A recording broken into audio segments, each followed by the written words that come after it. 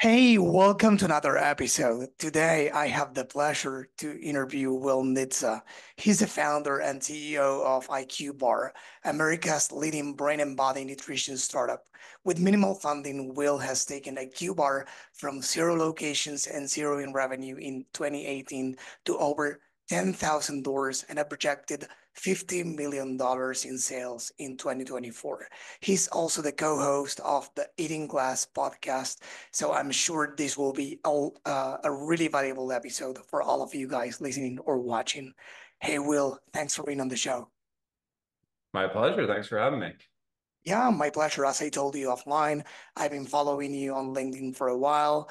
And for everyone listening or watching this, I would strongly advise you to do that. And of course, everything will be in the show notes, including uh, his LinkedIn handle. But please, why don't you start by introducing yourself and IQ Bar as well?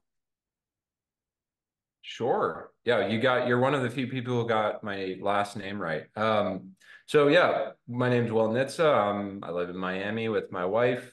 I studied psychology and neuroscience as well as political science in college. Took a job in software because I didn't really know what I wanted to do with my life outside of college. Did that for 3.5 years, and then I founded out of my tiny Boston apartment IQBar, which we've been at for about 7 years now. And what is IQBar? Basically, we are a brain and body nutrition platform. So obviously, we do bars. That's the namesake of the company, but we also do hydration mixes and we do instant coffees. So the general idea is satiate, hydrate, caffeinate, and we cover all three of those bases. So yeah, that's a little bit about us. And it's funny, I also have a background in computer science, myself at least, and I used to work as a developer for many years, and then I transitioned to marketing. I don't know why even, but I did it. So I wanted to ask about your why, how you got from, the computer science you said or something like that, to founding IQBar. Yeah, and I wasn't coding. I was in sales and marketing. So I was brought into a team that was mostly ex-management consultants at a pretty fast-growing software startup in Boston right out of school. And all my friends were doing finance and consulting, and a couple of them went into tech, but I wasn't an engineer, and I knew I didn't want to do finance, and I knew I didn't want to do consulting. So I just sort of took the job by default because I didn't know, it was a job and I had to get a job. And I got really good at it. I was selling high ticket supply chain and ops software to oil and gas companies. So like $200,000 a year software packages to ExxonMobil.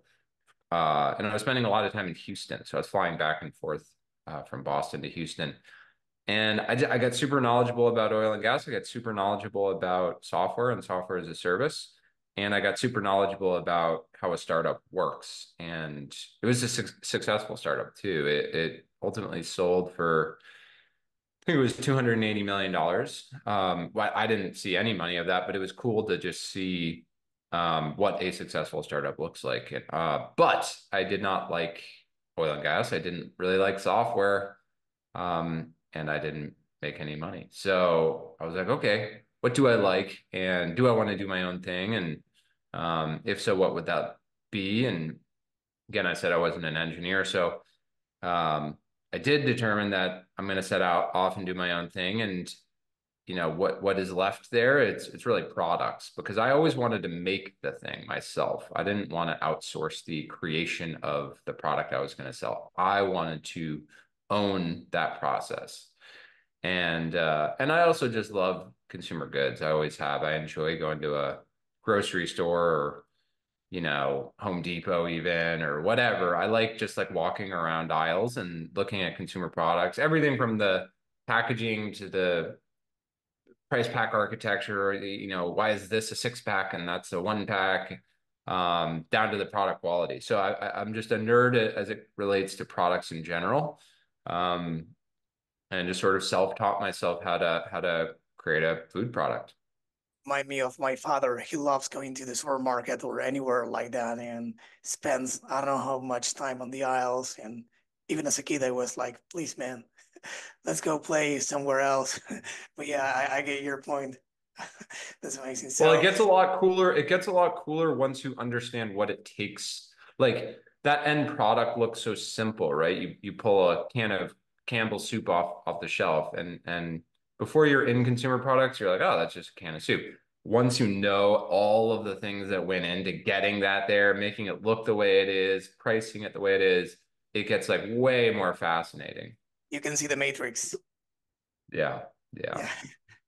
That's great. So both as a brand founder and a podcast host, and of course, I know that you have a lot of experience in the DTC space, and I love your take on what the heck is going on in the space, among many others. I mean, among many other spaces, right? It's not as isolated to the DTC space, but specifically, what do you think that brands are struggling with right now?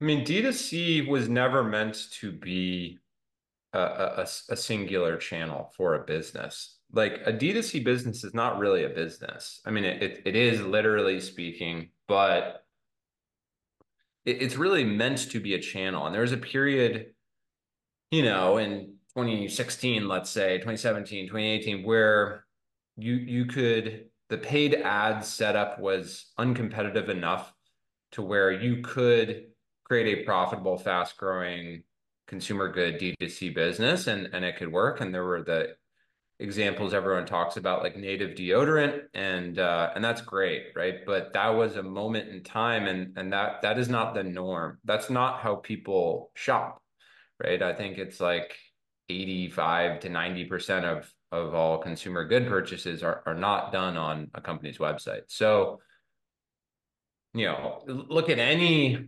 market and say, oh, am I going to focus on the 10% area over here, or am I going to focus on 100%?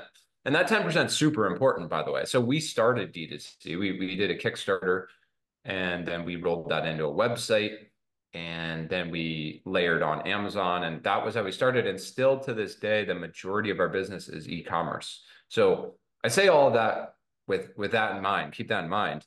Um, but we always knew like there's no way to build a big food and beverage business via D2C. It's just not possible. I don't think I can think of a single example where that's happened.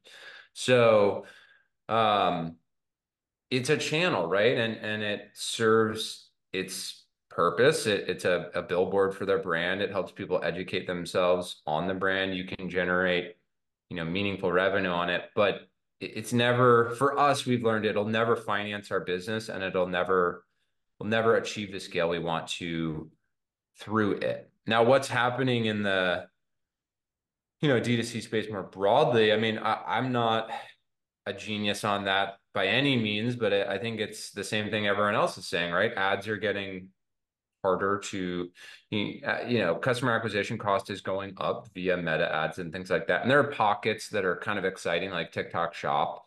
There are a few people who are just really doing well on TikTok Shop and acquiring customers quite cheaply, and that's awesome, right? But that's not going to last. Like none of these things last.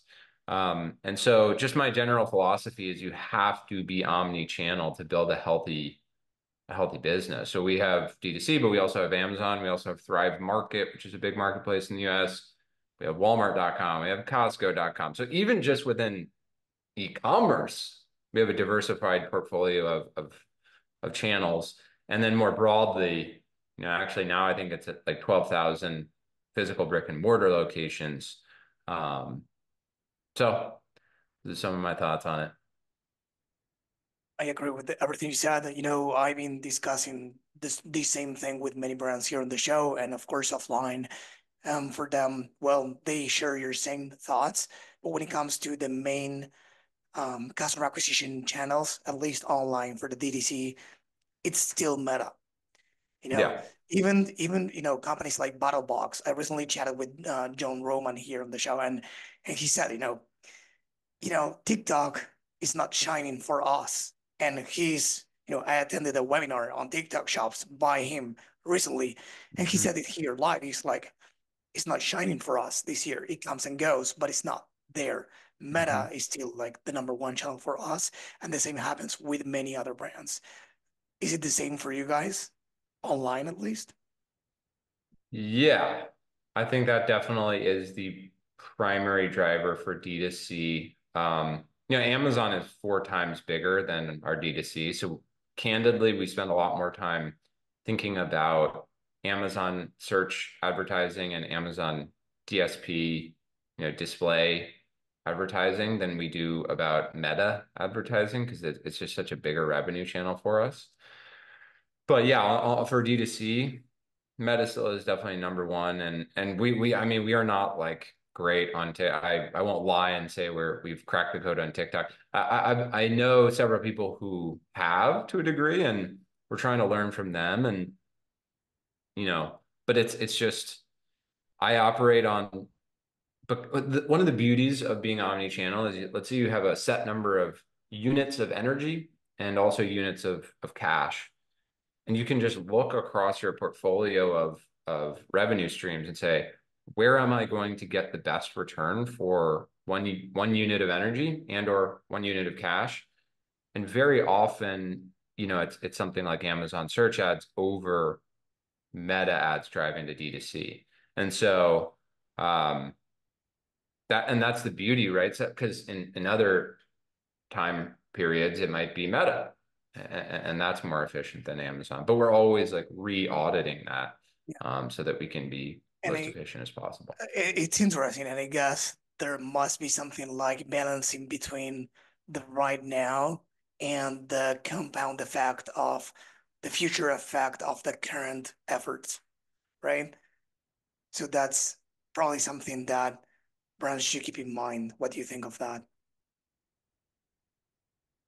You're just asking like, are you trying to should you try to predict what will be useful in the future as well as understanding Like what's right now? some actions, that will yield results immediately, and some actions, that probably will compound in the future. I don't know, Amazon. Oh, You totally, totally, totally. I mean, Amazon's a really interesting one, right? You just have to generate momentum and it takes a long time. Like when we launch a new product line, we lose money or break even on that product line for at least a year because we're dumping all of the money back into ads and we're building up a review base and we're trying to rank higher and higher and higher. And the ads are less efficient. But then you cross a threshold to where the ads start getting more efficient and you start creating a flywheel and your subscribe and save base starts growing. And so, yeah, I mean, there's tons of, we've now done it with 2 other categories and we're on our third category. So we have sort of a playbook that I hate the word playbook, but that's what comes to mind that ran for bars and then ran for hydration, and now we're running for coffee. And we just know yeah, it takes time to build up a business there. And there is a threshold where things start getting more efficient. It's very much a momentum based thing, much more so than D2C and Meta. So we just discussed about channels, how, the channels a brand like yours leverages, and the importance of having a healthy mix of them. Now I would love your thoughts on the metrics you are obsessed about currently, or obsessed with currently, and how that changed as the company grew. Again, it's not that interesting. It's CAC to LTV is always going to be like we think a lot more about CAC than we do about ROAS, for example. Um, so that really is like the primary one. We think a lot about subscriber base, and we think a lot about average order value as well, which tie into lifetime value, but are useful to look at sort of in parallel to lifetime value. And we do a bunch of things part of the reason we launched hydration in addition to bars and then coffee in addition to bars and hydration is to increase average order value. So, and this is I think a fascinating topic because brands which most food and bev brands would fall into this bucket, that are brick and mortar first, because most people get food and beverage from grocery stores, wouldn't do what we did. They wouldn't move from bars to hydration to coffee, they seem totally different, right? But in an online context, it makes perfect sense because they're totally non-cannibalizing. You're not buying one instead of the other. You're buying one in addition to the other, and they complement each other. Ideally, one consuming one actually it's synergistic. It makes you want to consume the other one more. Like the And so skincare it's routine, let's say, it's not a substitute product, but it's something that can go together with the other. totally complements it, right? So in the morning you can have our coffee and a bar. It's like a beautiful thing, and hydrate, right? Because you're dehydrated when you wake up. So um because it's very hard to convince someone to buy $200 worth of bars because that's just a lot of bars, right? But it's much easier to convince someone to buy $75 of bars and $60 of hydration and $75 of coffee.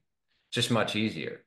And so it just, that platformization helps us increase average order value, and it also helps us increase customer lifetime value because when we sell someone something like an ultimate sampler, which has all three products, they might like two of them and not like the third, or they might even just like one of them.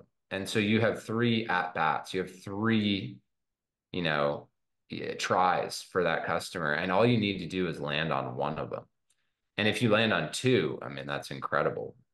So that platform really just works phenomenally well for e-commerce. Of course, it doesn't work in brick and mortar. So you have to have a totally different strategy in brick and mortar, and the category is shopped differently. The category managers care about different things, blah, blah, blah. But yeah, Oh, besides the obvious pros and cons, you mentioned, for example, that having, multiple product categories helps boost AOV and LTV.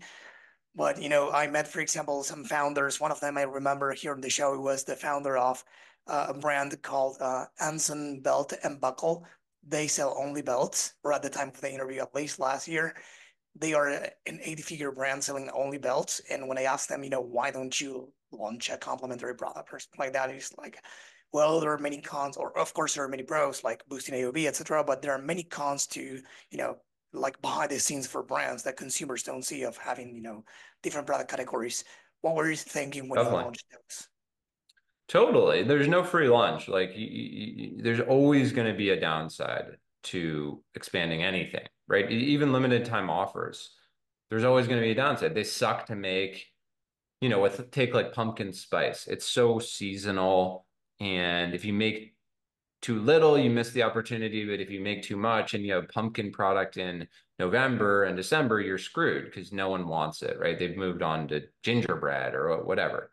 Um, so it's yes, manufacturing challenges exist when you layer on new categories or products. I would say though, there's a way to do it, in less stressful ways. So for us, we moved into two separate categories, but they're both powders. So we manufacture both of them at the same facility, and we put them both into stick packs, and we merchandise them. So, the packs are very similar. So you can synergize multiple, yeah, so long as the form factor is the same, in that case, powder, you can have multiple categories that more or less you're taking all the same steps for, but that service totally different needs and even different consumers. So we kind of pulled it off to where we have three categories, but it's more or less the work of playing in two categories. The other thing is to constrain yourself in a go-to-market sense, constrain the channels you're selling through. So for bars, we sell totally omni-channel. We sell them everywhere, online, offline, etc. For hydration and coffee, we only sell them online. Well, we sell them in Vitamin Shop, one account. That's kind of an exception, but more or less, we only sell them online. So that just massively reduces the pressure because now you're not having to pitch to three different category managers at Kroger or Walmart or Costco or whatever. So there's a way to do it that is dramatically less stressful than effectively trying to create a new startup because, you know, it is hard to create. You could, with each new category, effectively create a new company, and that's not sustainable. Um, we look at it as like latch-ons, like incremental revenue and profit. And again, it synergizes like our ecosystem of product and it keeps people coming back and it keeps novelty. Because that's the other thing, right? People, especially in food and bev, want novelty. You might keep buying that same belt but like you're gonna get tired of flavor. It's just that's a real thing in food and bev that so you have to fight that too. Yeah. Changing subjects a little bit, you recently had the pleasure of interviewing or having a call at least with it was the founder of RXBAR. Um, could you please tell me your main takeaways from it? I know based on again what you posted on LinkedIn that it was a big deal for you. So yeah, what was your main takeaway? Yeah. Yeah, it's a lot of fun. I mean, so I started this podcast more or less to just have fun and talk to really cool, impressive people and ask them questions that you otherwise wouldn't, would be awkward to ask them, which is, I'm sure, partially why you do your podcast. But so Peter Ray Hall, the founder of RXBAR, co-founder of RXBAR, I mean, he was like a hero to me when I was starting out because, I was starting a bar company and that was like the mega exit of all mega exits of bar companies. And he sold it for $600 million to Kellogg's. And that was like right as I was starting. And I was like, that I want to be that. How do I get to that? And how do I work backwards from that? And that even influenced us naming our product IQBar, RXBAR, IQBar, right? So um, it was just a very cool moment because you're like, to a degree, meeting your hero, sort of. And it was a really interesting story. I mean, he's a really nuanced individual, had a really hard upbringing and struggled with school and never thought he was successful. But like built up this work ethic and this resiliency and then just so he's an interesting person and his sort of philosophical thoughts are interesting. And then the product journey was interesting too, because they did so much that was different. They started in CrossFit gyms versus D2C or versus actually it was kind of D2C, but it was a unique flavor of D2C. It was like gyms would be ordering through their website to Right. then Yeah. sell to gym goers in CrossFit gyms. It was a super unique blend of a D2C business and super uncompetitive. There were no other bars on the shelves, so selling to a CrossFit gym in North Dakota is better than selling to a Whole Foods in his backyard, for example, which is I thought just a fascinating dynamic. And then, but I would say the biggest takeaway was product market fit solves every problem. Because I was asking him, how did you do this without raising money? Because they really didn't even raise any money, which is crazy in consumer goods. I mean, we've raised close to $10 million and we're super capitally efficient. So I was like, how the hell did you do this? And he's like, honestly, I don't know how else to put it other than extreme product market fit solves every problem. If product is just moving and removing, and you meet the moment because they were a paleo compliant bar when paleo was huge and then Whole30 was huge. And he's like, it solves everything. Your product velocity goes up. You don't have to promo your products. You don't, word of mouth is huge. Your lifetime value is exceptionally large. Like it was just the stars aligned. And so that just reinforced in my mind, people nerd out so much on things like customer acquisition cost and ad efficiency and this and that, and they don't think enough about their product. Like, what's the number one way to improve every digital metric is have a better product. That's the number one thing you can do. So I don't know. It was just a good reminder of that. Like that. I use analogies for everything, and it's the number one reason my wife wants to kill me. Everything is an analogy for me. So, I started running marathons, I think last year. I didn't want to do it. My mom runs marathons, and he said, okay, let's give it a try. And ended up joining a triathlon team. And anyways, I see that, of course, in every race, there are elite runners. This could be this company, RXBAR. But then there's the rest of us, the mortal, human beings trying to run. And of course, I could still be ahead of many people and do a great time by the end of the marathon. However, probably I will never be that guy or woman from Ethiopia or whichever country because they have more training, whatever conditions, etc. So what's in it for the rest of us? What can we work with? Because timing, great product, everything, they had that. Do you think that today a company like yours, for example, can have that momentum? Otherwise, what else can you leverage to replace it? I think it's just a magnitude thing. So, they had this mega, mega, mega exit and success, but even being 1/10 as successful as that is still a home run, right? It's not a grand slam, but it's a home run. So I think don't get caught up in looking at the grand slam and miss the fact that you can hit a home run. So, I mean, we do try to do the same thing they do. We think deeply about the moment we're in, what do consumers want? We talk to consumers all the time. Iterate, like a really, really important one is your product is never done. You might think your product's done and you might go and look at some, like I said, Campbell's soup sitting on the shelf. That product's not done. That product will be iterated on, even at that scale at Campbell's.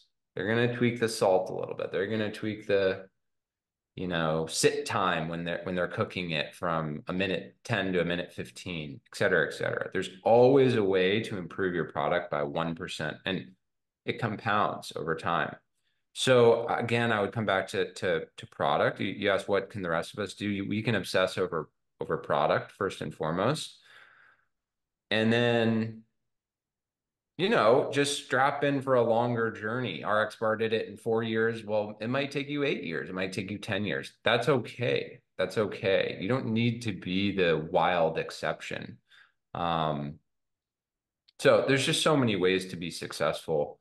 I think you just, at the same time as having heroes and looking at case studies, you also have to run your own race and divorce yourself from that. That's not applicable to you. Happened in a different time, different era. Take CrossFit. A lot of people tried to do that same strategy and it didn't work because like CrossFit changed and the diet of CrossFitters changed. And so never try to just carbon copy something someone else did, especially if it happened more than 2 years ago.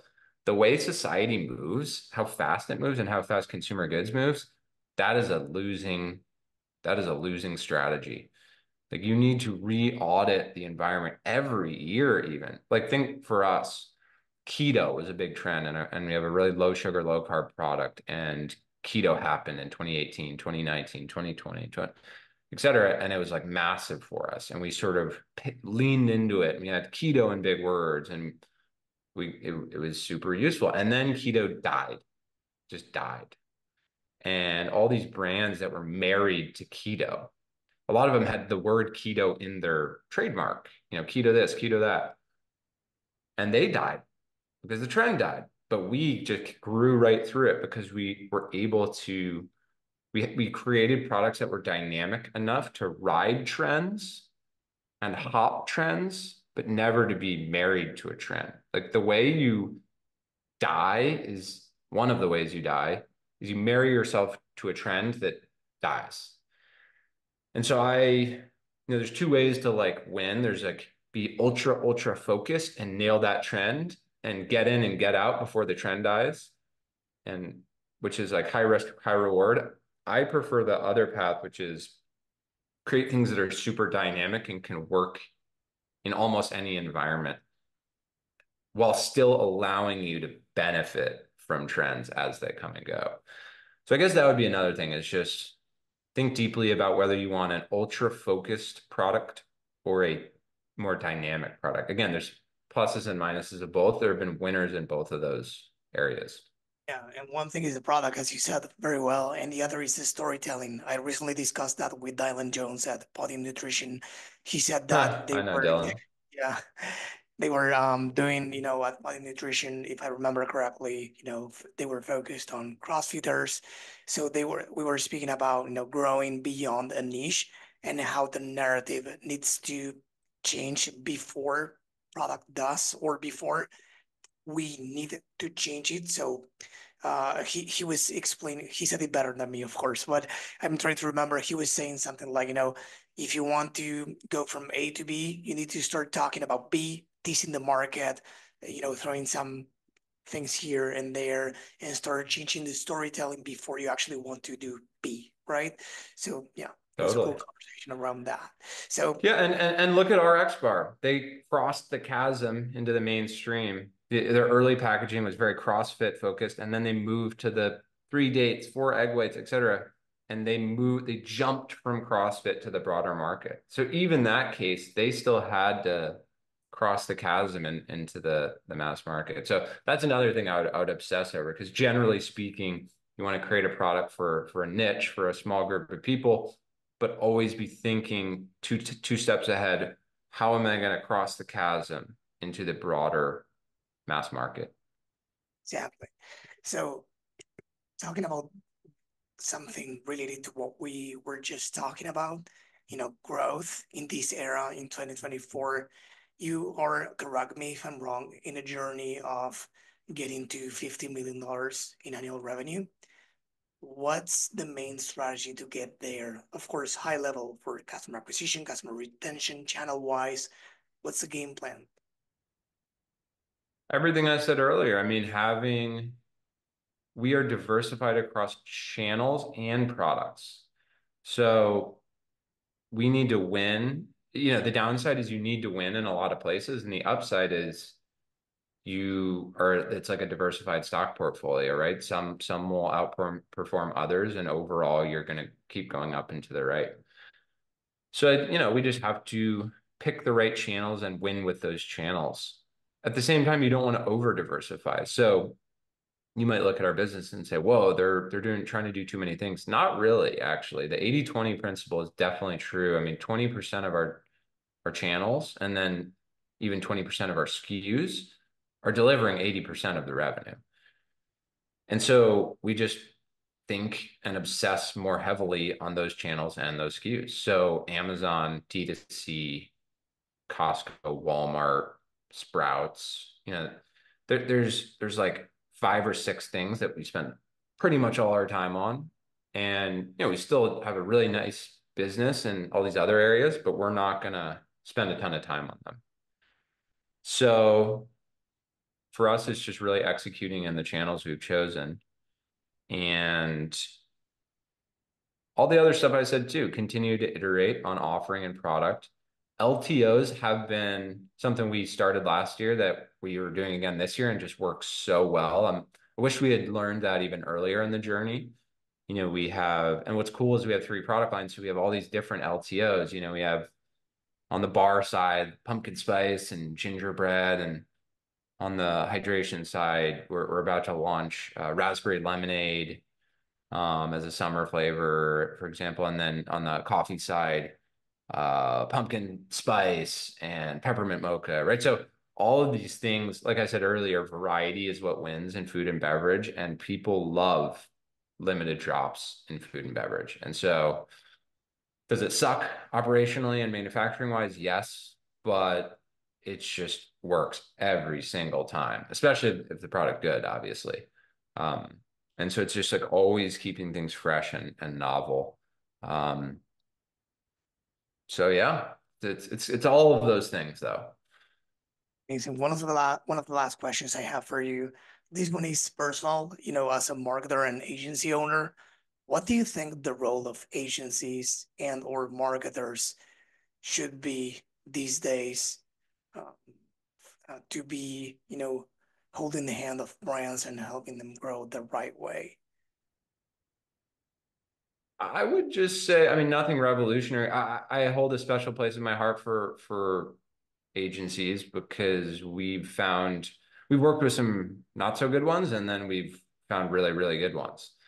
And a really good marriage between a brand and an agency, it can be pretty magical. Like what we have, for example, with our Amazon agency, effectively they're part of our team, and we just couldn't do what we do on Amazon without them.